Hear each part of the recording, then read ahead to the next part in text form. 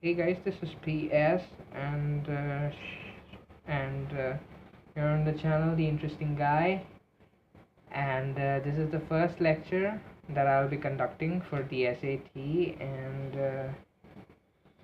So let's start. This is complex numbers part 1, and alright. What do you mean? What do you think when you hear the word complex? For me, it is something complicated or tedious to solve, or I find it difficult. Now, many people have to deal with difficult problems, and sometimes they are impossible to solve. Now, nothing is impossible, as said by some of the greatest minds in the world, but sometimes it is. And you have to innovate, and think about something different to find out a solution, a pathway to success, or to just pass your exams. I mean, SAT. Yeah? So, difficult. Now, when someone would have encountered a calculation, blah blah blah blah blah, and it's in the form of an equation. Now, a person would have come across root minus x. X is being taken as a variable for any of the integers, maybe 2, maybe 3, maybe 4. So if somebody would think root minus x, yeah, sure, it's on the calculator, right? Well, I'll just calculate it. But you would find that this is quite difficult to solve. So I think the guy would have thought, yeah, this is difficult, but I need to do my calculations.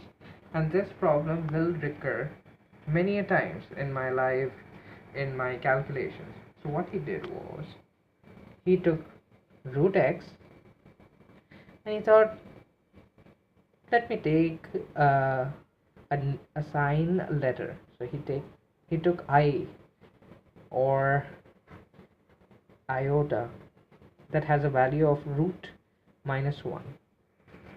Now this is quite easy, isn't it? Root minus 1.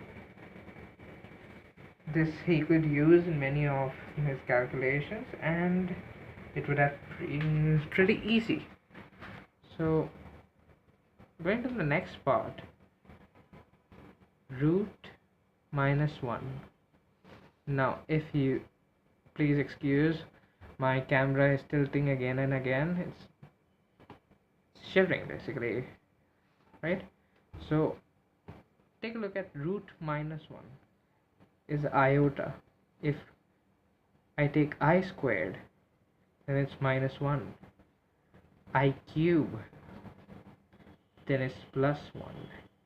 And I'm sorry, it's minus 1 into root minus 1, that is equal to